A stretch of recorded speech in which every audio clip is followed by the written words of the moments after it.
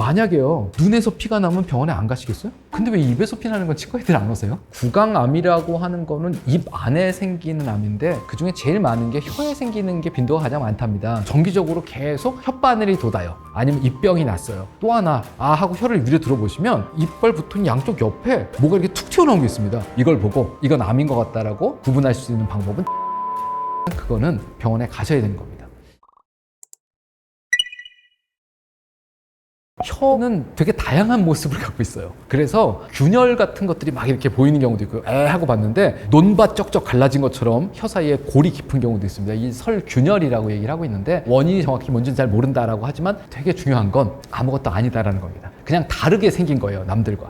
문제점이 생길 만한 거는요, 그 깊은 골짜기에 음식물 찌꺼기나 세균들이 많이 껴서 입에서 냄새가 나거나 혀에 염증이 생길 가능성이 있어서 그 내부를 꼼꼼하게 잘 닦아줘서 관리해야 될 필요성이 있다라고 얘기를 하고 있고요. 특별한 치료법도 없고 이게 절대로 암의 전조 증상 같은 건 아니라는 거죠. 또 다른 거는 하고 봤을 때 혓바닥에 희뜩희뜩한 것들이 묻어있는 경우들이 있습니다. 그게 오늘은 우리나라 지도 모양이었는데 내일은 일본 지도 모양으로 바뀌고 이렇게 막 옮겨 다니는 것들이 있어요. 이거는 지도설이라고도 얘기를 합니다. 진짜로요. 양성 지도형 설염 이렇게 얘기하고 있는데 일종의 염증인데요. 이것도 암과는 전혀 상관이 없답니다. 정기적으로 계속 혓바늘이 돋아요. 아니면 입병이 났어요. 이거를 자꾸 생기는 거라고 해서 재발성, 그 다음에 헐어요. 아프타성 구내염이라고 그럽니다. 재발성 아프타성 구내염은 되게 많은 사람들이 갖고 있대요. 그리고는 아파요. 그런데 좀 지나면 나아요. 그러니까 그동안에 칫솔을 좀 덜 닦고 김치찌개 좀 덜 먹고 이러면서 조금 버티면 낫는 거고, 실제적으로 이것 때문에 이게 암인가 걱정이 돼서 오시는 분의 빈도는 극히 적습니다. 하지만 그중에서 암으로 발전될 수 있는 것도 있을 수는 있겠죠. 하지만 걱정을 크게 안 하셔도 되는 게 구내염 자체가 암이 되는 경우는 없다라고 생각하셔도 될 정도로 자꾸 생기지만 스스로 없어지는 그런 아주 단순한 염증이라고 보셔도 될 것 같아요.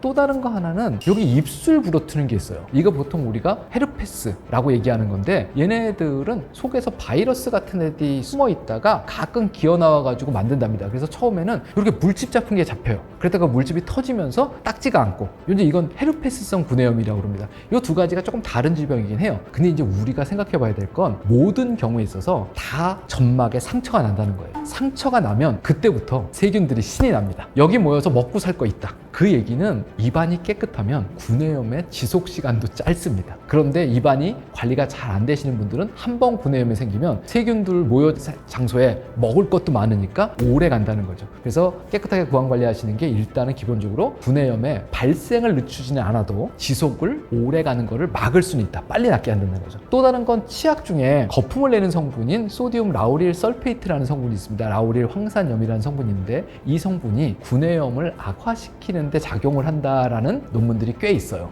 그래서 나는 원래 입병이 너무 자주 나 이러신 분들은 치약만 소디움 라우릴 설페이트 계면 활성제 중에 SLS라는 성분이 없는 치약으로만 바꾸셔도 구내염이 훨씬 편해졌어 라고 다들 말씀을 하세요. 그래서 많이 생기시면 구내염에 있어서 제일 좋은 건 치약을 바꾸는 거다 라고 생각하시면 될 것 같아요. 알보치 같은 경우는 이제 여러 가지가 있어요. 구내염 생겼을 때 쓰는 약 중에 대다수는 구내염 상처를 덮어 놓는 겁니다. 외부 자극이 가해지지 않도록. 그 다음에 여기 약에 약간의 마취제나 항생제 성분을 집어넣어서 균도 좀 죽여보자, 이런 것들이 주로 약이에요. 그런데 그놈들만 순식간에 어떻게 확 죽여버릴 방법이 없을까? 이렇게 나온 약이 알고 계신 알보치라는 약입니다. 그래서 그걸 대면 순식간에, 그게 강산이에요. 강산으로 나쁜 놈들이 순식간에 짖어지는 거죠. 그러면 일순간의 고통이 있고 그 다음번부터는 치유 과정이 되게 빨라집니다. 그러니까 나는 성격이 좀 모질어. 그러면 한 번에 착 짖어버리고, 근데 난 도저히 그 짓을 못하겠다. 그러면 반창고 붙여놓고 나을 때까지 기다리는 거. 이제 이런 것들이 오라메디류라고 보시면 될 것 같아요. 이게 암이라고 그러면 되게 무섭습니다. 근데 그거를 한자로 바꾸면 종양이라고 얘기를 합니다. 그래서 그게 양성이 있고 악성이 있는데 양성은 그냥 살이 찐 거예요. 아무것도 아니고 여기 양성 종양이 있습니다. 그러면 쫄 필요가 전혀 없는 게 살이 찐 겁니다. 근데 가끔 갑자기 내 아래쪽 혀 옆에 뭐가 툭 튀어나왔다고 찾아오시는 분들이 있어요. 그래서 하고 혀를 위로 들어보시면 이빨 붙은 양쪽 옆에 뭐가 이렇게 툭 튀어나온 게 있습니다. 그게 한쪽만 나와 있기도 하고 양쪽 다 나와 있기도 하고 양쪽 크기도 들리고, 그래서 혀를 만져보면 또 딱딱해요. 큰일 났구나. 가끔 가다가 입천장을 만져봤는데 입천장이 맨질맨질 안 하고요. 입천장에 또 이게 툭 튀어나온 걸 느끼시는 분들이 있어요. 초등학교 때부터 다 있었어요. 그냥 오늘 발견하신 겁니다. 그걸 보통 뭐라고 그러냐면 잇몸뼈에 생긴 양성 종양이라고 얘기해요. 뼈가 뚱뚱해진 거예요. 어떤 분들은 아래쪽 턱뼈가 뚱뚱해지기도 하고 어떤 분들은 입천장이 뚱뚱해지기도 하고 또 어금니 저 뒤쪽이 뚱뚱하신 분들도 있어요. 그리고 이빨 뿌리 모양으로 올록볼록하게 뚱뚱해진 사람들도 있습니다. 사는데 아무 지장도 없고요. 커지지도 않아요. 그냥 관심도가 많으시면 이따 끄시면서 1년 전과 오늘이 커졌나 한번 보세요. 커졌으면 병원에 한번 가보시는 게 좋습니다만 대다수 커지지 않습니다. 그리고 지금 현재 그거를 특별하게 조치가 필요하지도 않아요. 예전에 틀니를 만들어야 했으면 튀어나온 부분을 조금 끔찍하지만 잘라냈었어야 돼요. 왜냐면 틀니가 거기 걸려서 안 들어갑니다. 그래서 수술해서 양성 종양을 제거해야 됐지만 현재는 틀니보다는 임플란트 하는 빈도가 훨씬 높기 때문에 사실 그 양성 종양을 떼어내는 경우는 거의 없어요. 그래서 새로 생긴 거 아니고 오늘 발견하신 거다 이렇게 생각하시는 게 맞습니다. 가능성은 있는 게요, 어디서 나는지 모르지만 피가 나고 있다라고 하는 건 내 눈에 보이지 않는 자리에 출혈이 있다는 얘기거든요. 가장 빈도가 높은 건 잇몸염증입니다. 그래서 칫솔질과 연관성이 있을 가능성이 가장 많습니다. 두 번째로는 그렇게 잇몸염증이 있는데 실제로 피가 나면 좀 멎어야 되는 거죠. 근데 멎지 않고 지속적으로 출혈이 어디선가 있다는 얘기는 전신질환에 있어서의 문제를 가지고 계실 수도 있어요. 피가 잘 안 멎는 무슨 병이 있을 수도 있죠. 그 중에 우리가 제일 잘 알고 있는 건 좀 가슴 아프지만 백혈병 같은 병이 입안에서 피가 안 멎는 걸로 찾아오시는 분들도 계시거든요. 그 다음번에는 혀 뒤쪽이나 저 목구멍 뒤쪽에 어딘가에 암의 병소가 있는데 그 병소에서도 피가 찔끔찔끔 나올 수 있다는 얘기죠. 그래서 내가 못 보이는 부위에서 지속적으로 출혈이 있다 그러면 그거는 병원에 가셔야 되는 겁니다. 만약에요, 눈에서 피가 나면 병원에 안 가시겠어요? 귀에서 피가 나면요? 근데 왜 입에서 피 나는 건 치과 애들 안 오세요? 피가 나면 일단 병원에는 오셔야 됩니다. 구강암과 관련돼서는 사실은 환자분이 내가 혹시 암인가 해서 병원에 오실 일은 거의 없다고 보여져요. 그래서 혹시라도 의심되는 혀에 뭐가 하얀 게 있거나 어디에 하얀 게 좀 드러났거나 안 보이던 게 보이거나 툭 튀어나온 게 보이면 일단 치과에 오셔서 검사 받으시는 거는 권해드릴 수 있습니다. 하지만 불안에 떨면서 오실 필요는 전혀 없는 게 아무것도 아닌 일이지만 그 아무것도 아니라는 얘기를 들으러 전문가의 확인을 받으러 간다라고 생각하고 오시면 될 것 같고요. 너무 열심히 들여보다 보시고 또 하나, 혀의 균열과 더불어 오른쪽 왼쪽 뺨에 하얀 색 점막에 무언가 흰색 병소가 좀 보이는 것 같아요 라고 네이버에 치시면 결국 암이 나옵니다. 무슨 얘기냐면 거기 나오는 얘기는 찾고 찾다 보면 다 암이에요. 다 중병만 나옵니다. 그러니까 그거 뒤지지 마시고 바로 치과로 오십시오. 인터넷에 찾아서 진단받을 수 있는 질병은 한 개도 없습니다. 그리고 거기 올라오는 것들은 전부 다 그럴 것이다 라고 하는 루머들이 올라와서 뭉쳐져서 만들어진 것들이 많기 때문에 챗 GPT에도 물어보지 마시고 살아있는 치과 의사한테 반드시 물어보시기를 적극 권장드립니다. 구강암이라고 하는 거는 입 안에 생기는 암인데 그중에 제일 많은 게 혀에 생기는 게 빈도가 가장 많답니다. 그래서 설암이라고 얘기하는데 발생률은 다른 암에 비해서는 되게 낮은 편에 속해요. 한 0.3% 정도밖에 차지하지 않으니까 그렇게 많지는 않다라고 얘기를 하고 있고요. 통계 자료를 보면 10만 명당 1.4명 정도로 흔하지 않은 암이라고 볼 수는 있는 것 같아요. 입안에 생기는 암의 또 대다수는 이름은 좀 어렵습니다만 편평상피세포암이라고 얘기를 하고 있는 건데 이게 뭐냐면 피부에 생기는 암이라는 거예요. 겉에 생긴다는 얘기죠. 그래서 점막, 혀 이런 데 생기는 건데 이 암들은 대부분 그렇게 급속도로 전이되거나 하는 게 흔치는 않답니다. 그러니까 발견하면 잘 절제해내면 그렇게까지 심각하진 않다는 거죠. 근데 이제 반대로 다른 데서 생긴 암이 입안으로 전이가 됐다면 그거는 심각한 암일 수도 있는 거죠. 그래서 치과에서 생긴 암이 원발성 암인지 아니면 전이된 암인지에 따라서의 차이는 분명히 존재하지만 원발성 암, 그러니까 여기서 처음 생긴 암이라면 그게 그렇게 무서운 건 아니다 라고 생각하셔도 됩니다. 구강암이라고 해서 뭔가 특별한 게 있지는 않습니다. 암은 왜 생기는지 잘 몰라요. 사실 이게 정답이에요. 그런데 여러 가지 생기는 원인 중에 우리가 대표적으로 얘기할 수 있는 건 비정상적인 자극이라고 얘기를 합니다. 뭐가 있을까요? 담배죠, 흡연, 그 다음번엔 알코올, 그 다음번에는 눈에 보이지 않는 안 좋은 거, 스트레스. 보통 이런 것들이 암을 만든다라고 얘기를 하고 있고요. 치과에서도 똑같습니다. 구강암의 원인, 흡연, 음주, 스트레스 이런 얘기들을 하고 있고요. 영양불균형 이런 것들도 물론 있을 수는 있겠지만요. 그 외에 조금 다른 스트레스가 있습니다. 혀에 계속해서 무언가가 거칠거칠하게 긁힌다고 생각하면 이건 기계적인 자극이 지속적으로 주어지는 거죠. 이런 경우에는 기계적인 자극으로 인해서 그 자리에서 암이 발생될 수도 있답니다. 잘 맞지 않는 이 해는 거예요. 일을 해놓는데 거기에 계속 거칠거칠한 게 있어요. 혹은 틀니를 꼈는데 그 틀니에서 계속해서 자극을 줘서 잇몸에 상처가 난다든가 이런 경우는 그 부위의 표층인 점막 부위에서 암이 발생될 가능성이 있다고 합니다. 그러니까 보철 치료를 잘 받으시는 건 암을 예방하는 데 도움이 되는 거죠. 치과 의사 중에 전문의가 한 11개쯤 있습니다. 치과 교정 전문의, 그 다음에 이를 해넣는 전문의도 있고 이를 떼우는 전문의, 치과 보존 전문의도 있고 뭐 치주과 전문의도 있고. 그런데 입안에 생기는 살에 있는 병소를 보는 전문의가 있습니다. 그걸 구강내과 전문의라고 얘기를 하고 있는데요. 실제로 대부분의 치과 의사들은 입안에 있는 질병이 내가 판단하기에는 좀 이상해 보이는 것 같아 라고 했을 때 직접적인 진단을 하기보다는 구강내과 전문의한테 의뢰하는 경향이 훨씬 더 많습니다. 그만큼 전문적인 영역이란 얘기고요. 반대로 얘기하면 일반인들, 방송을 보시는 구독자분들이 이걸 보고 이건 암인 것 같다라고 구분할 수 있는 방법은 전혀 없습니다.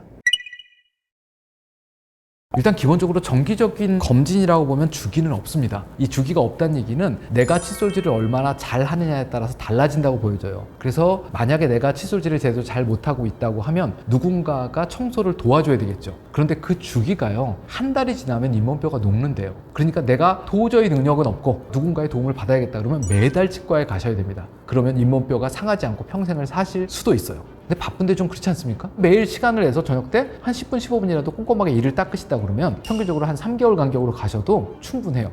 근데 그렇게 잘 닦으시는 분은 석 달 후에 가시면 뭐라고 얘기를 하냐면 어떻게 살고 있는지 잇몸이 건강하네요? 충치도 없는 것 같고 다음번엔 6개월 후에 오셔도 될 것 같은데요? 그 6개월 후에 갔는데 여기가 좀 덜 닦였어요. 다음번엔 여기를 조금 더 닦아보세요. 여기를 오늘 좀 닦아드릴게요. 그러면 치과 의사가 닦아줬단 말이죠. 그러고 나서 6개월 간격으로 가셨는데 다음 6개월에 갔을 때는 도대체 뭘 어떻게 하고 살길래 이러다 치과 의사가 굶어 죽겠어요. 아무것도 없네요? 그러면 1년 주기가 되는 겁니다. 엑스레이 찍는 것도 마찬가지고요. 이 사람이 질병의 위험성이 높을 것 같다 그러면 자주 봐야 되고 아니라 그러면 띄엄띄엄 봐도 돼야 되는데 그 주기는 여러분이 결정하시는 게 아니고 치과 의사가 결정해야 된다라는 게 정답일 것 같아요. 입안에 씌운 거, 크라운이거나 혹은 연결된 거, 브릿지라고 한다던가 혹은 틀니 이런 것들을 대부분 국민들이 갖고는 계세요. 한두 개라도 가지고는 있거든요. 예전에 치과가 되게 비쌌다. 그래서 나는 치과 가서 치료받기 어렵다. 그러니까 동네에 숨어서 누군가가 나쁜 짓을 하고 있지만 거기 가서 받아야겠다. 이걸 돌팔이라고 그러는데 그게 꽤 오랫동안 우리 곁에 있었답니다. 근데 그분들이 만든 건 어설프게 만들어놨어요. 그 이빨처럼만 보이는 거죠. 그래서 거기 혀가 계속 긁히고 잇몸에 자극이 생겨서 그로 인해서 구강암의 발생 빈도가 제법 있었답니다. 근데 지금은 거의 다 없어졌어요. 그래서 치과에서 잘 만든 보철물은 기계적인 자극이 없기 때문에 하지만 우리가 생각해 봐야 될 건 사람 몸이기 때문에 잇몸뼈가 내려가면 드러나지 않았던 테두리 부분이 내 혀에 걸릴 수도 있어요. 또 틀니를 계속 쓰다 보면 잇몸뼈의 형태가 바뀝니다. 그러면 예전에는 딱 맞았던 틀니가 어딘가는 들뜰 수도 있어요. 그러니까 정기적으로 가서 이 보철물이 지금 현재 내 입안에서 병을 만들고 있지는 않은가, 자극을 주고 있지는 않은가, 이것들을 검진을 받으시는 게 반드시 필요합니다. 틀니 끄고 계신 분들은 자주 가시면 좋지만 그래도 6개월에 한 번 정도는 반드시 검진 가셔서 틀니가 잘 맞는지 보셨으면 좋겠다라는 생각이고요. 보철물 가시고 계신 분들도 최소한 6개월에서 1년에 한 번씩은 가셔서 엑스레이도 찍어보시고 보철물 상태가 괜찮은지 확인 받으시는 거, 이런 것들이 입안에서 생기는 나쁜 질병들을 예방하는데 가장 기본이라고 볼 수 있습니다. 실제로 입안에 나오는 여러 가지 병소 중에 암으로 발전될 수 있는 건 이건 내가 정말로 못 보던 건데 빨리 치과에 가봐야겠다라고 할 정도로 무언가 움푹 깊이 패이거나 아니면 하얀색이 정말로 두껍게 페인트 칠한 것처럼 딱지가 앉아 있거나 아니면 조금 헐어 있었는 줄 알았는데 이게 2주, 3주가 되도록 스스로 낫지 않거나 이런 경우는 치과에 가보셔야 되겠지만 오늘 애 해봤는데 혀 모양이 이상하네? 그냥 그러면 혀가 오늘 이상한가 보다. 오늘 애 해봤는데 혓바닥에 하얀 게 있는 하얀 게 있나 보다. 이렇게 편안하게 생각하셔도 될 정도로 대부분은 암의 전구 증상이 아니에요.